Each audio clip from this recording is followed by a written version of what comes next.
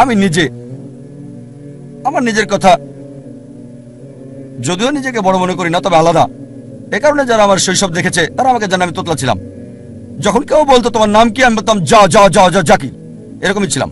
শৈশব থেকে আমি তোতলা। শেখ আহমেদ দিদাতের দ্বারা অনুপ্রাণিত হয়ে মেডিকেল কলেজে পড়ার সময় পৃথিবীর সেরা ডাক্তার হওয়ার স্বপ্নটাই দেখতাম। কখনো চিন্তাও করিনি যে 25 জন লোকের সামনে কথা বলবো। এই অবস্থা ছিল ডক্টর জাকির নায়েকের। স্বপ্ন দেখতাম পৃথিবীর সেরা ডাক্তার, বড় সার্জন হওয়ার। কখনো স্বপ্নেই ভাবিনি। স্বপ্নের ক্ষেত্রে যে কোনো স্বপ্ন আপনারা দেখতে পারেন, তবে 25 জনের সামনে কথা বলার মতো স্বপ্ন আমি কখনো দেখিনি।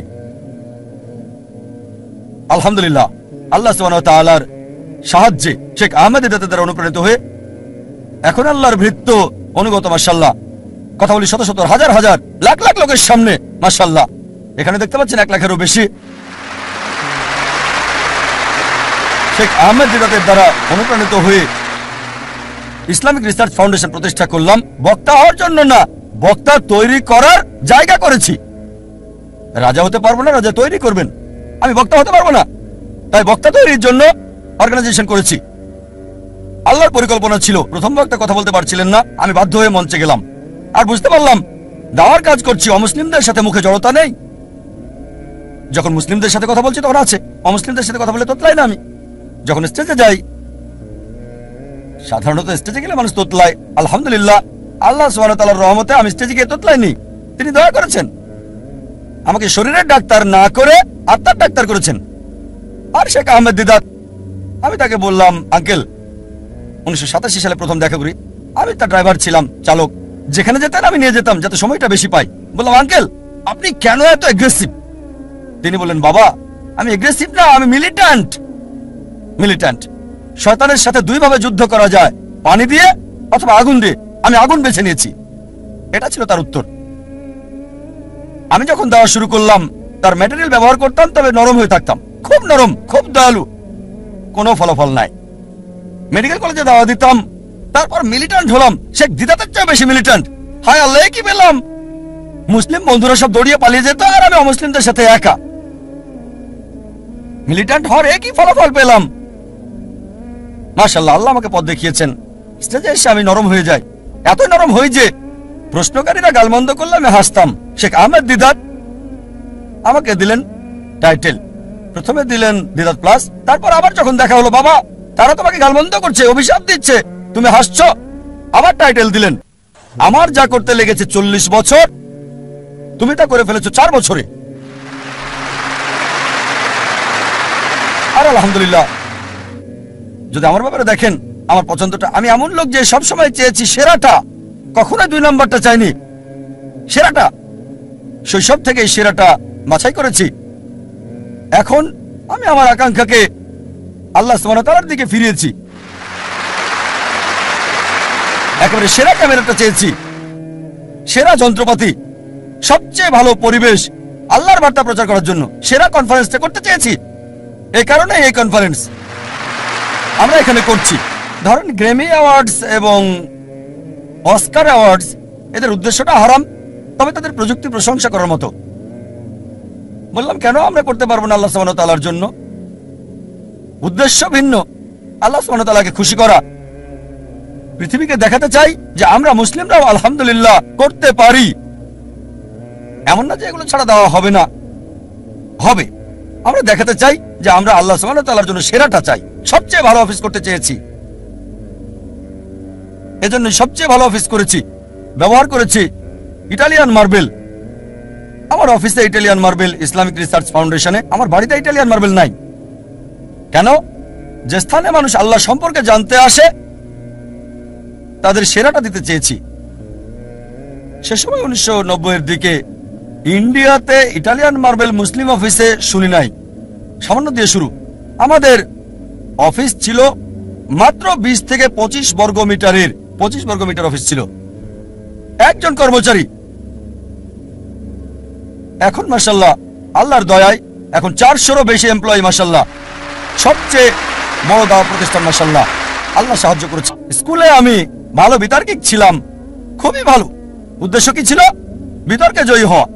উদ্দেশ্য পরিবর্তন করেছি, দিন প্রচারের চেষ্টা করছি। সত্য দিন, ফলাফল পাচ্ছি। প্রথমে আমি ঘুমাতাম 5 ঘন্টা 6 ঘন্টা মেডিকেলের সময়, এখন ঘুমাই মাত্র 3 ঘন্টা আল্লাহর জন্য।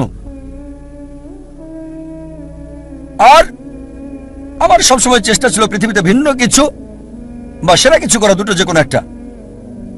মাশাআল্লাহ, একটা ভিন্ন চ্যানেল শুরু করলাম তুলনামূলক ধর্মতত্ত্বের উপর। আল্লাহ এটাকে পৃথিবীর সবচেয়ে জনপ্রিয় চ্যানেল করেছেন, 100 মিলিয়নেরও বেশি দর্শক, মাশাআল্লাহ।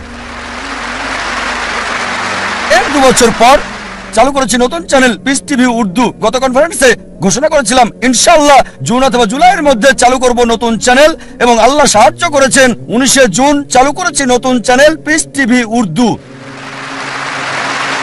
ইনশাআল্লাহ এই কনফারেন্সের শেষ দিনে ইনশাআল্লাহ যদি আল্লাহ চান, ঘোষণা দিতে চাই চালু করতে যাচ্ছি 3য় চ্যানেল পিস টিভি বাংলা।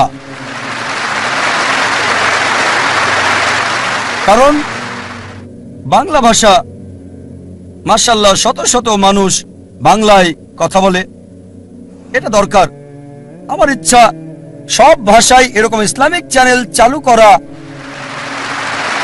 তবে আল্লাহ যদি চান রমজানের পর ইনশাআল্লাহ আগামী বছর 2010-এ ইনশাআল্লাহ যদি আল্লাহ চান, আল্লাহ যদি সাহায্য করেন, আল্লাহর সাহায্যে 3য় চ্যানেল চালু করব পিস টিভি বাংলা ইনশাআল্লাহ। আরেকটা আশা ছিল চ্যানেলের পাশাপাশি একটা স্থান থাকবে যেখানে মানুষকে জীবনের আসল লক্ষ্যের শিক্ষা দেওয়া হবে। তাই স্কুল চালু করেছি, ইসলামিক ইন্টারন্যাশনাল স্কুল। উদ্দেশ্য আল্লাহ সুবহানাহু ওয়া তাআলার সন্তুষ্টি। আল্লাহকে খুশি করার মধ্য দিয়েই দেখবেন আল্লাহ আখিরাত এবং দুনিয়াতেও পুরস্কার দান করবেন। এই ইচ্ছা নিয়েই স্কুল চালু করেছি যে ইনশাআল্লাহ ইসলামিক ইন্টারন্যাশনাল স্কুলের প্রত্যেকটা ছাত্র, বোম্বেতে 400-এরও বেশি, চেন্নাইয়ে 250-এর বেশি, ইনশাআল্লাহ তাদের সবাই 100 গুণ বেশি ভালো পাবে শিক্ষা এবং পরিবেশ জাকির নায়েকের চেয়ে। এটা আল্লাহর হাতে, তিনি জাকির নায়েক বানাবেন কি তারও বেশি। তবে আমাদের উদ্দেশ্য তাদের ভিত্তি করে দেওয়া, ফাউন্ডেশন দেয়া, যেখানে 100 গুণ ভালো সেবা পাবে, ট্রেনিং পাবে, ভিডিও পাবে, পরিবেশ জাকির নায়েকের চেয়ে। এটা আল্লাহর হাতে, তিনি বানাবেন কিনা। একটা উদাহরণ দিচ্ছি আমি। আমার ছেলে ফারিক নায়েক, আপনারা চেনেন মাশাআল্লাহ। আপনাদের বলেছিলাম গতকালের আগের দিনের লেকচারে, আমি ভাষা হিসেবে আরবি জানি না। আমি বলেছি আমার ছেলেকে আরবি শেখাবো ইনশাআল্লাহ, লুগা ফুসা। স্কুলের সব ছাত্রকে শিখিয়েছি মাশাআল্লাহ। আমার ছেলে যখন স্কুল শুরু হয় মাশাআল্লাহ, সে ছিল সেরা খেলোয়াড়, ট্রফি পায়। 1 বার না, 2 বার না, 3 বার না, 4 বার না, টানা 5 বার পেয়েছে সে।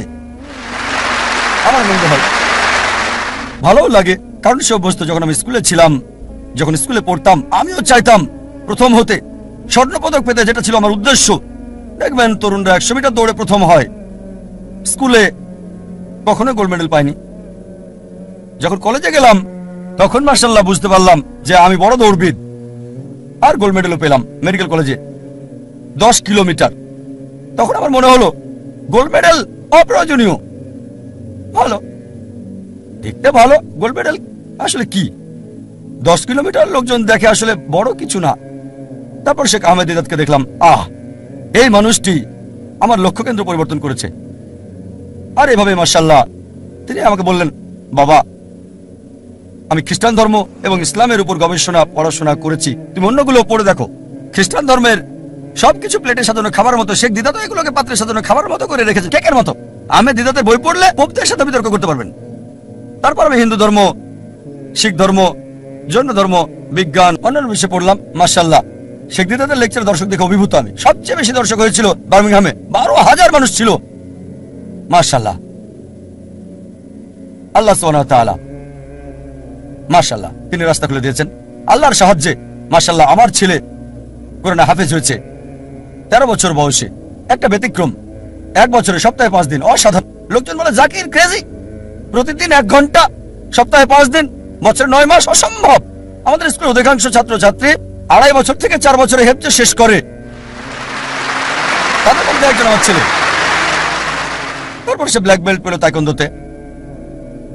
তবে যে বিষয়টা আমাকে বেশি আনন্দ দিয়েছে সেটা হচ্ছে তার পাবলিক লেকচার। 8 বছর বয়সে ছোট লেকচার, 10 মিনিট, 15 মিনিট, 50,000, 1 লাখ দর্শকের সামনে আমার লেকচারের আগে।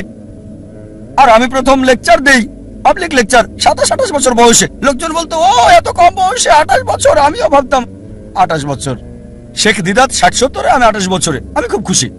আর আমার ছেলে প্রথম দীর্ঘ পাবলিক লেকচার, যেটা 1 ঘন্টা 15 মিনিটেরও বেশি, 119টা উদ্ধৃতি, 56টা কোরআন থেকে, 52টা বাইবেল থেকে, আর 11টা হাদিস আরবি সহ, মাত্র 14 বছর বয়সে। আমার অর্ধেক। আমি খুবই আনন্দিত। মাশাআল্লাহ, 1 ঘন্টা 15 মিনিট, 119টা উদ্ধৃতি, কোনো নোট ছাড়া। এই বছর মাশাআল্লাহ আমার লেকচার দিয়েছে। এই গত সপ্তাহের রোববারে লেকচারটা দিয়েছে, এই রোববারে আবারও দিয়েছে। Misconception about Islam, concept of god. ইনশাআল্লাহ ইনশাআল্লাহ আল্লাহ সুবহানাহু ওয়া তাআলার কাছে দোয়া করি যেন তার প্রচেষ্টাকে কবুল করেন। সব সময় বলি, আমার ছেলেকে বলি, আল্লাহ তোমাকে সামর্থ্য দিয়েছেন, তবুও তোমার চাহিদাকে ছোট করে রাখো, চাহিদা কম করে রাখো। কেন? তোমার এই প্রাচুর্য নাও থাকতে পারে। তোমার উদ্দেশ্য হচ্ছে দাওয়া। আর আল্লাহ তাআলা কোরআনে বলেছেন, সূরা ফুসিলাত 41 আয়াত 33, ومن أحسن قولا ممن دعا إلى الله وعمل صالحا وقال إنني من المسلمين। তার কথার চেয়ে কার কথা উত্তম, যে মানুষকে আল্লাহর দিকে আহ্বান করে আর বলে আমি মুসলিমদেরই একজন। কেন বলে, আমার মনে আছে বিয়ের সময় স্ত্রীকে বললাম যে আমি একজন ডাক্তার, মাসে তোমাকে 4,000 টাকা হয়তো দিতে পারবো। 4,000 টাকা $100 কম। আমি 4,000 টাকা প্রতি মাসে দিতে পারবো। যদি বিয়ে করতে চাও তাহলে আমাকে বিয়ে করতে পারো। মাশাআল্লাহ, সে কলেজের টিচার ছিল, যা বলেছিলাম তার চেয়ে বেশি আয় করত। সেও দায়ী ছিল। মাশাআল্লাহ। তাই ছেলেকে বলি চাহিদা কম করে রাখতে। যেমন যদি ফ্লোরে ঘুমিয়ে অভ্যস্ত থাকে, সমস্যা মোকাবেলায় যদি আত্মত্যাগ করতে হয়, তাহলেও দাওয়া চালিয়ে যাওয়া সহজ হবে। বিলাসিতায় অভ্যস্ত থাকলে আর প্রাচুর্য শেষ হয়ে গেলে তোমার দাওয়ার কাজ চালিয়ে যেতে পারবে। মাশাআল্লাহ, আমি দেখেছি আমার ছেলে 7 স্টার হোটেলে ফ্লোরে শুয়ে ঘুমিয়েছে। অল্প বয়সে শিক্ষা দিতে হয়, সংগ্রামের মোকাবেলা করতে শিখবে। সোনার চামচ মুখে দেবে না, যা আল্লাহ সুবহানাহু ওয়া তাআলার উদ্দেশ্যের দিকে তাকে বাধা দেবে। আমি লেকচার শেষ করতে চাই। জীবনের উদ্দেশ্য অর্জনের বিষয়গুলোকে সাজিয়ে আপনার জীবনের বিভিন্ন স্তরে কোন দিকে আছেন সেটা দেখতে হবে। 6টা পয়েন্ট দেওয়ার আগে আরেকটা কথা বলি। যখন লোকজন আমাদের স্কুলে বাচ্চা ভর্তি করে, আমি তাদের জিজ্ঞেস করি উত্তম সময় কোনটা, ভালো সময় কোনটা আপনার সন্তানের ভবিষ্যৎ নিয়ে চিন্তা ভাবনার, কোনটা ভালো সময় আপনার সন্তানের ভবিষ্যৎ কি হবে, সে কি করবে। অনেকে বলেন যখন সে কলেজে যায়, কেউ বলেন না যখন স্কুলে ভর্তি হয়, কেউ বলে না যখন কিন্ডারগার্টেনে ভর্তি হয়। কেউই এর আগের সময়টার কথা বলে না। ইসলামিক ব্যবস্থায় সবচেয়ে উত্তম হচ্ছে সন্তানের ভবিষ্যৎ নিয়ে ভাবতে হবে যখন জীবন সঙ্গী বাছাই করবেন। যখন জীবন সঙ্গী বাছাই করবেন সেই সময় ভাবতে হবে সন্তানকে কি বানাতে চান।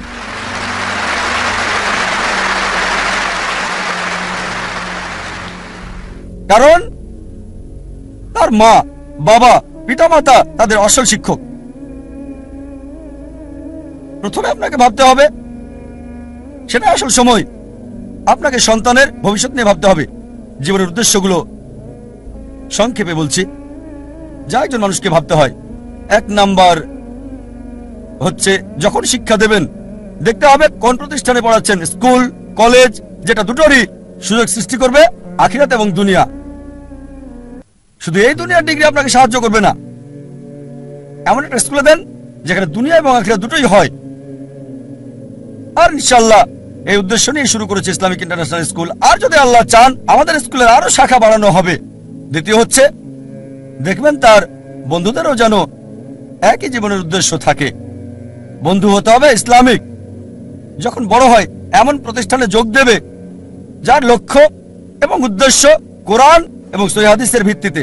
ইসলামিক প্রতিষ্ঠানে যোগ দিন, তবে যুক্ত হওয়ার আগে দেখবেন সেই প্রতিষ্ঠান আল্লাহ সুবহানাহু ওয়া তাআলার কোরআনের নির্দেশ এবং নবী মুহাম্মদ সাল্লাল্লাহু আলাইহি সাল্লামের কথা মেনে চলছে কিনা। চতুর্থ হচ্ছে যখন পেশা বাছাই করবেন, আল্লাহ বলেন সূরা আল ইমরান অধ্যায় 3 আয়াত 104, তোমাদের মধ্যে যারা ভালো কাজ করার জন্য অন্যকে আদেশ করবে, মন্দ কাজে নিষেধ করবে, আর তারাই মূলত সফল কাম। আল্লাহ বলেন সূরা ফুসিলাত অধ্যায় 41 আয়াত 33, ومن أحسن قولا ممن دعا إلى الله وعمل صالحا وقال إنني من المسلمين। তার কথার চেয়ে কার কথা উত্তম যে মানুষকে আল্লাহর দিকে ডাকে, সৎকর্ম করে আর বলে আমি মুসলিম। এমন পেশা বাছাই করতে হবে যেটা আল্লাহ সুবহানাহু ওয়া তাআলার দিকে নিয়ে যায়। আল্লাহ সুবহানাহু ওয়া তাআলার বার্তা পৌঁছে দেওয়া, তার চেয়ে আর কখনো কোনো ভালো পেশা হতে পারে না। 5 নম্বর, একই উদ্দেশ্য আছে এমন জীবন সঙ্গী বাছাই করতে হবে, একই লক্ষ্য আল্লাহ এবং তার রাসূল, আল্লাহ কেন্দ্রিক। আর 6 নম্বর পয়েন্ট, কোরআনের আয়াত দিয়ে আলোচনা শেষ করতে চাই। সূরা আনাম অধ্যায় 6 আয়াত 162 বলা হয়েছে, إن صلاتي ونسكي ومحياي ومماتي لله رب العالمين। আমার নামাজ, আমার কুরবানি, আমার জীবন, আমার মৃত্যু আল্লাহর জন্য, বিশ্ব ব্রহ্মাণ্ডের মালিকের জন্য। ওয়া আখিরু দাওয়ানা আলহামদুলিল্লাহি রাব্বিল আলামিন।